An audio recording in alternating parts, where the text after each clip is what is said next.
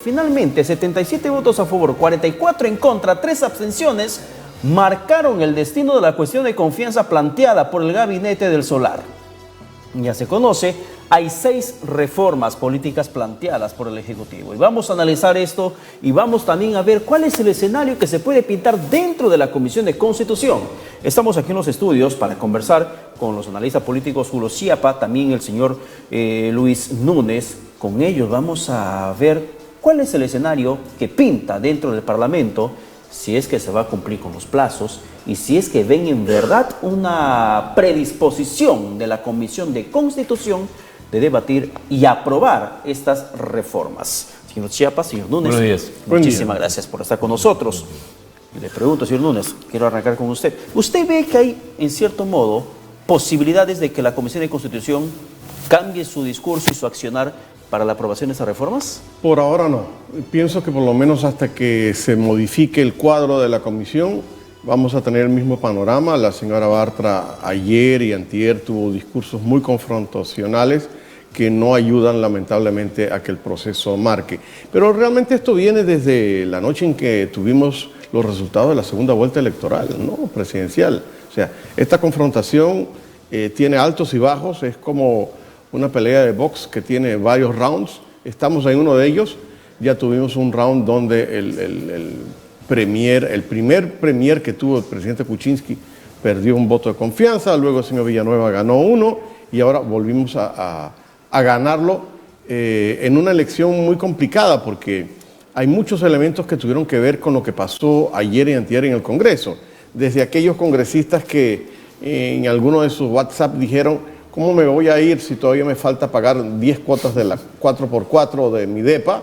A otros que dijeron: vamos con todo en esta confrontación. O sea, hay muchos elementos. Tú acabas de pasar un reportaje sobre la informalidad en el trébol de la Javier Prado. Es la misma informalidad que vimos en el Congreso. Realmente no hay partidos políticos sólidos, institucionales, que de alguna manera le den estabilidad. A mí me asombra cuando viajo a otro país saber que más o menos las bancadas tienen claros sus votos. Aquí los congresistas tienen que mirar a la pantalla porque no saben realmente cómo va a votar su colega de al lado. Se dejan llevar por la coyuntura del momento. Sin embargo, señor Chiapa, para usted, ¿cree que hay una buena oportunidad para la Comisión de Constitución para que cambie esa actitud bastante irascible con el Ejecutivo? Creo que hay varios elementos en esto. Haciendo el símil de lo que ha dicho mi colega Luis Núñez, el boxeo en este caso es tailandés.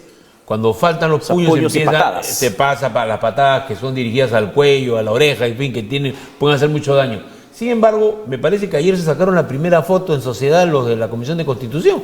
O sea, fue un gesto de conciliación al terminar el evento. Para mucha gente esto es irrelevante, pero creo que ya no es posible que se continúe un ritmo en el cual se derroguen o se manden al archivo los proyectos del Ejecutivo. Creo que ya ha habido un pronunciamiento del Congreso que también tiene características muy especiales. No hay que olvidar que es primera vez que tenemos 16 personas de la bancada fujimorista de Fuerza Popular que no votan a favor de el proyecto que en conjunto la mayoría está votando. Hay 33 que votaron, 16 que no votaron por este proyecto. Y creo que eso marca también otra característica, continuando con lo que dice Núñez, una característica de dispersión política del Congreso.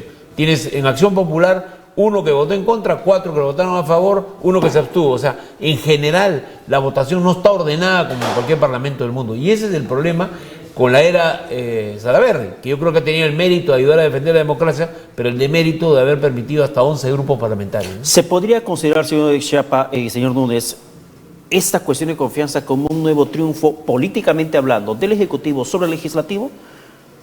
Bueno, sobre es una palabra que si yo la repito, van a salir por ahí a decir que estamos tratando de imponer al Legislativo. Creo que es una victoria política relativa en una batalla que tiene varios capítulos y que no está claro, no todo está escrito, ¿no? Además hay ausencia de gente en las calles y hay ausencia de población opinando y hay ausencia de participación de los ciudadanos en un tema tan importante como las reformas. Y ese es el problema de la política cuando es solo virtual, solo televisiva y no es una política con la participación de la gente. Yo coincido y también pienso que la gente está un poco cansada de este clima de confrontación, porque en el fondo cuando tú vas al mercado Lobatón o a cualquier otro mercado y vas viendo que incrementa el precio del pollo, el precio de la carne, tú dices entonces ¿qué está haciendo el gobierno? Aparte de pelearse en el Congreso. Y otro factor, estos votos disímiles de los que estamos hablando también tienen mucho que ver con las estrategias personales de cada congresista. Ellos saben que no se van a reelegir para el 2021 y empiezan a buscar caminos para desmarcarse, por ejemplo, de bancadas que están comprometidas con la corrupción y buscar ya pensar si van a ser candidatos a presidentes o gobernadores regionales o alcaldes provinciales. Entonces empiezan a desmarcarse. Y esta confrontación en el Congreso de verdad que tiene a la población un poco entre apática, aburrida, fastidiada, porque ve la pelea en los medios, pero hace tiempo que no hay marchas más consolidadas. Hay marchas de vez en cuando, ayer hubo marchitas, pero se ha perdido un poco la confrontación de la calle. Pero ahora, usted dice el tema de confrontación, es importante también recalcar que ayer los congresistas que votaron en contra, en cierto modo, terminaron también increpándole al gobierno la poca actitud positiva que tiene sobre el tema de reconstrucción, el tema de anemia, el tema de trabajo, el tema económico, lo que constantemente, el tema de seguridad ciudadana, constantemente le enrostraron. Es una deuda pendiente que tiene también el Ejecutivo dentro de esa polarización. Obvio, el buen gobierno es parte de que haya en el país estabilidad y el buen gobierno no es posible cuando tú tienes en el Congreso varias trincheras que no logran llegar a acuerdos. Por ejemplo, hay un tema que me gustaría ahorita plantearlo, siendo la línea de razonamiento de mi colega, que es el tema, por ejemplo, del peaje. El alcalde no acierta con el tema, está en un diálogo con las empresas que probablemente no vayan a ningún lugar. Si EMAPE funcionó bien, ¿no valdría la pena discutir y someter de repente a consulta ciudadana este problema?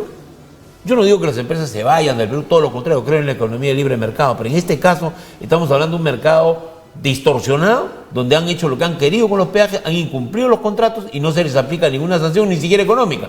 Están en un diálogo que va a durar 45 días. ¿La población quiere eso? Absolutamente no. Reconstrucción del norte. ¿Qué explicación se puede dar ahora que no haya un proceso más acelerado? ¿Dónde están las cifras? Nadie las conoce. O sea, acá hay problemas de gobernabilidad que también tienen que ver con la crisis política. Si tú estás con una trinchera a la cual te están lanzando piedras, es bien difícil que pases a pensar en otro tema. Y creo que Vizcarra ha situado el tema de las reformas, creo que ahora hay un avance en eso, ese avance va a tenerse que dar a coscorrones, ¿no? Pero terminará probablemente aprobándose una importante parte de reformas políticas, pero a la vez el gobierno diario tiene que mejorar. Y una aprobación que pueda darse dentro de la Comisión de Constitución, pero a punta de garrocha. Pero, señor Núñez, le planteo la interrogante. Estas 6 reformas planteadas, priorizadas dentro de la cuestión de confianza y admitidas el día de ayer, ¿van a cambiar en realidad el destino político del país? El propio Fernando Tuesta, que presidió la comisión que tuvo que ver con estas reformas, lo dice. Las reglas de juego tienen que ver con las reglas de la democracia y las reglas electorales. Las reformas sí pueden hacer mucho, pero esto tiene que caminar por, no cuerdas separadas, sino complementarias. Los hechos que tú estás narrando respecto a la deuda social que tiene el gobierno, reconstrucción, salud, educación, seguridad. Hemos visto esta semana, que ya casi culmina, que los ministerios están muy por debajo de la ejecución y hemos entrado al mes 6 del año fiscal. O sea, el gobierno tiene que acelerar los procesos. Es posible pensar, por ejemplo, que se haya dicho que frente a los temblores que hemos tenido, este movimiento sísmico de la semana pasada, temblores altos, medios y bajos, y hay un funcionario del gobierno que dice, bueno, para el año 2021 vamos a tener el sistema de alerta temprana. ¿Cómo en una ciudad tan peligrosa, sísmicamente como Lima, vamos a esperar al año 2021 para tener un sistema que México lo obtuvo rápidamente? O sea, tenemos que ponernos las pilas. Y yo pienso también que, hablando de la voz de la calle, la ciudadanía tiene que dejar esa actitud pasiva y exigir más. Hay que pedirle al gobierno que funcione mejor y hay que pedirle al legislativo que acelere estas 6 medidas, que eran al principio 12 proyectos, ahora se ve que van a ser apenas 6, pero que por favor la Comisión de Constitución y el Pleno del Congreso se ponga las pilas, porque además sabemos, ahora el 15 de junio se termina la legislatura, lo más seguro es que se va a ampliar, pero hay que apurarse, porque el 2021 está a la vuelta de la esquina. Señor Chapa, su respuesta, por favor, luego de la pausa, ¿le parece? Encantado. Vamos a la pausa y luego regresamos para seguir con este análisis de lo que fue el día de ayer, la cuestión de confianza, y además, si es que estos 6 proyectos de reforma política planteada por el Ejecutivo en realidad van a cambiar la vida de los peruanos, mejorando sobre todo la clase política. Volvemos.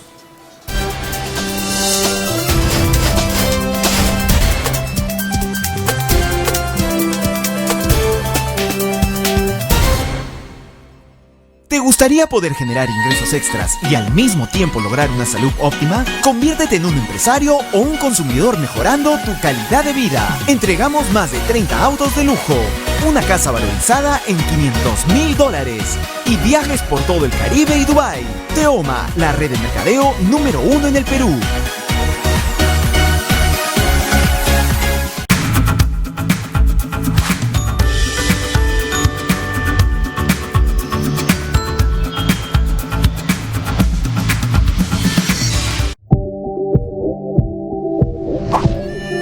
Enseñaremos cada lugar mágico de nuestro país.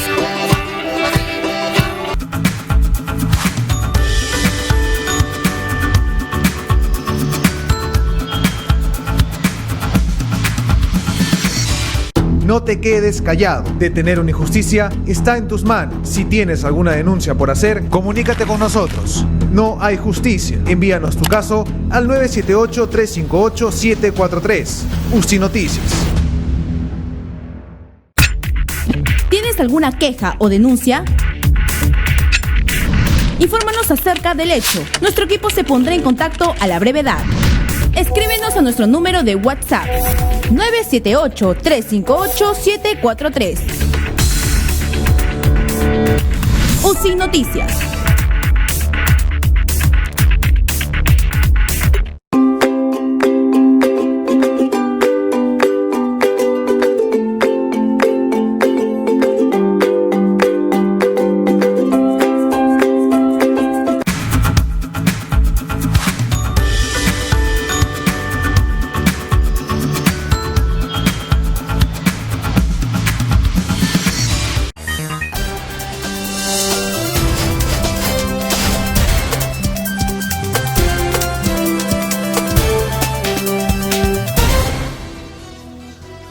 Son 6 los proyectos de reforma planteados por el Ejecutivo.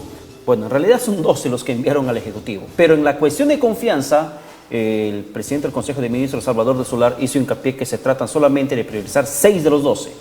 Entre ellos es el tema de partidos políticos, el tema de levantamiento de la inmunidad parlamentaria, el tema de finanzas partidarias, el tema del voto preferencial, con la inclusión del tema de paridad de género y otras situaciones que se tienen que comenzar a debatir. Sin embargo, la pregunta que había planteado, que nos respondió el señor Luis Núñez, era si es que estos proyectos planteados y puestos en confianza en realidad van a cambiar el destino, el futuro político de nuestro país. Señor Chiapa, quedaba su respuesta pendiente. Van a hacer una diferencia, yo creo, ciertamente, si no sería una pérdida de tiempo absoluta que se dedique atención. Por ejemplo, el tema del voto preferencial es el que nos ha dado este Parlamento, o una ley electoral absolutamente absurda, que ha permitido que con 20% de la votación, Fuerza Popular tenga 57% del Congreso, perdón, tenga 77 parlamentarios en el Congreso. Y eso se debe a la forma en que están constituidos los distritos electorales. Y sí, ahí hay cambios que hacer también que no están incluidos en la reforma, ¿no? En la referencia que hace usted respecto al nivel de votación que obtuvo Fuerza Popular con la cantidad de curules alcanzadas es bastante diametral. O sea, no hay una proporción. No hay una proporción. Así es. Hubo poca votación a favor de Fuerza Popular, claro, y fue más incluso por ese tema de voto preferencial. Bueno, hay un tema de ingeniería electoral.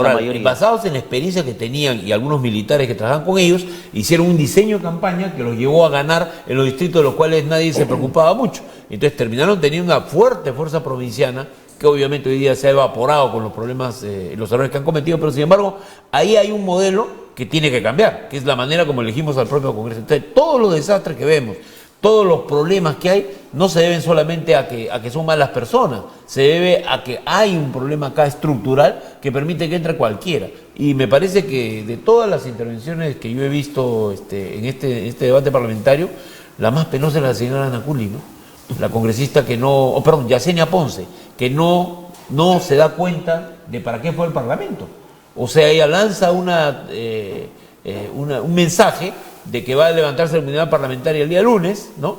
y habla como si ella fuera una luchadora contra la corrupción en el Congreso. O sea, es una persona así, no es que sea mala persona, probablemente es muy buena gente, cría a sus hijos como debe hacerlo toda madre, pero me da la impresión que ahí hay un problema de selección de personal muy Y un claro. tema de crisis política que constantemente se genera en el país, más allá del tema de inmunidad parlamentaria o finanzas partidarias, señor Núñez, es el aspecto de cómo se definen los candidatos para cada contienda electoral. Y ahí también es hincapié la reforma del Ejecutivo, donde se menciona que tiene que haber participación obligada de los entes electorales, de OMPE, Jurado Nacional de Elecciones, RENIEC también de por medio, para que se pueda transparentar la selección de candidatos. Yo estoy absolutamente de acuerdo con eso, es una reforma que particularmente he coincidido con los otros analistas de hace por lo menos 10 años. O sea, definitivamente los partidos solos no se saben gobernar, no se saben organizar, no tienen esa hermenéutica necesaria. Entonces, las elecciones internas tienen que ser supervisadas porque se están portando mal los partidos con el Jurado Nacional de Elecciones para imponer la ley, con la logística de la OMPE y con un padrón auditable, confiable por parte de RENIEC. Lamentablemente la historia de los partidos actuales es que quien controla el padrón, controla la elección. Si los amigos del secretario general o del presidente del partido ponen el padrón. Entonces muchos militantes quedan fuera del padrón porque no son de la lista que está apoyando en ese momento el liderazgo partidario. Y muchos cupos dentro de una terna se termina comprando bajo la mesa o a la medianoche. Con los invitados también. Además. En las elecciones. Eso hay que mejorarlo y la comisión propone ese vínculo, como tú mencionas, esa cosa vinculante de que la OMPE, el jurado y RENIEC tengan una actuación mucho más oficialista. Porque la forma como se determinan candidatos finalmente es la madre del cordero de ese tipo de congreso que tenemos. Así es, el problema es que además esto va a obligar a que los partidos funcionen. Ahora, hay unos cuantos errores, varios errores también en el proyecto de reforma por lo apresurado que es y por esta manía de nombrar juntas de notables. Yo la verdad que no creo que así se pueda hacer proyectos buenos. Una cosa es que la gente de buena fe vaya y te suman los proyectos que tiene y los analiza hasta donde llegue el tiempo, como lo ha hecho Tuesta de manera muy al servicio de la nación. Sin embargo, hay ahí un error, que por ejemplo habría que tener 200 y pico mil personas que van a votar en las elecciones primarias. Yo solo recuerdo que el Partido Socialista Francés tiene escasamente más de 200.000 militantes y van a votar aproximadamente 500.000 de personas. ¿Ahí hay una incongruencia? Yo creo que hay problemas de errores en este proceso tan rápido. Yo soy partidario que el proceso de hacer estas leyes sea más lento y sea además con dedicación profesional a tiempo completo, no es un trabajo part-time. Y yo quisiera decir además que acá hay, como ese, hay varios errores que son los que causan necesidad que haya cambios. Por lo tanto, el Congreso no va a aprobar esto de una manera homogénea. Tiene que debatir. Va a haber debate y tiene que haber debate. Claro, porque en el tema de los partidos políticos se plantea que con 14.000 firmas finalmente se pueda adherentes. Bueno, pero eso tiene una historia en el país, que fue la historia de los gobiernos regionales, que tú recordarás, llegamos a tener como 4.000 y pico partidos entre los regionales y municipales en algunas elecciones, y que es un grave problema también de estabilidad. Los partidos nacionales, los partidos nacionales han perdido raíces regionales. Entonces, acá hay que fortalecer 4 o 5 partidos máximo a nivel regional, y creo que ahí hay un tema de que no ha sido incluido realmente en la reforma para evitar pues ya extenderla a tantas cosas, pero es vital. Sin elecciones regionales y municipales, no, yo diría hasta simultáneas con la presidencial, tú no tienes la manera de poder realmente recrear el sistema de partidos políticos. ¿El tema de paridad es necesario en estos momentos en el país? Sí, basta ver las estadísticas. Hay más mujeres que hombres en el país y eso no se refleja, lamentablemente, ni en los gobiernos regionales, ni en los municipales, provinciales y, por supuesto, tampoco en el Parlamento. Y lo más increíble es que hay mujeres en el Parlamento que resisten a la paridad. Yo, por supuesto, creo en la meritocracia, pero hay que hacer un esfuerzo enorme para que mujeres muy valiosas de distintos ámbitos entren al Parlamento, porque la mujer, además, mis alumnos saben que yo lo digo en las clases, no hay nada más terco que una mujer, a menos que sea otra mujer. Un ejemplo, la presidenta de la Comisión de Constitución. Por ejemplo, pero yo lo veo en el sentido positivo. Cuando una mujer se le mete una idea en la cabeza, quiere llevar ese plan. La mujer es multitask, ¿no? Hace 1000 cosas al mismo tiempo. Y eso tiene que verse reflejado en el Parlamento. Yo he trabajado a lo largo de toda mi vida profesional, más con mujeres como hombres, y me ha ido muy bien. En el sentido... Y en el debate parlamentario de ayer, si me permite una acotación sobre eso, ¿quiénes han sido las más destacadas? Yo, por ejemplo, la verdad que no puedo no comulgar con lo que dice la señora Bartra, pero admiro su liderazgo a prueba de balas y su defensa de sus principios de manera y misericordia. Ha sabido entrar al debate, ha sabido entrar al escenario político y ha destacado en ese proceso. Yo no creo que dure probablemente más allá de agosto. Y también me parece muy bien las intervenciones que han tenido las representantes de la izquierda, que a pesar que están en una posición, en mi opinión, completamente errada, también han dicho lo suyo. Y ergo, habría que revisar, porque hay varios casos de mujeres que han hecho uso de la palabra ayer que han demostrado una en un mundo presencia. tan machista. Así es. En un mundo tan machista, sobre todo se necesita la participación de las mujeres para que puedan tener el espacio que se merecen. Claro. Que por derecho les corresponde, pero que la estructura machista de la clase política peruana les termina muchas veces relegando los últimos números en un proceso electoral o simplemente no aparecen en la lista. Señor Núñez, muchísimas gracias por estar con nosotros. A ustedes por la invitación. Señor Chiapa, mucho Gracias, gusto. muy amable. Muchísimas gracias por estar acompañándonos en este análisis. Hay mucho por debatir. Vamos a seguir con la cobertura de Dios y Noticias para ver los otros proyectos de reforma porque quedaron otros temas pendientes, finanzas, partidos políticos, el tema del levantamiento de inmunidad parlamentaria, que en cierto modo va a ser el último punto que se va a ver en la Comisión de Constitución luego de que haya sido el primer punto archivado en la Comisión de Constitución presidida por Rosa Balta.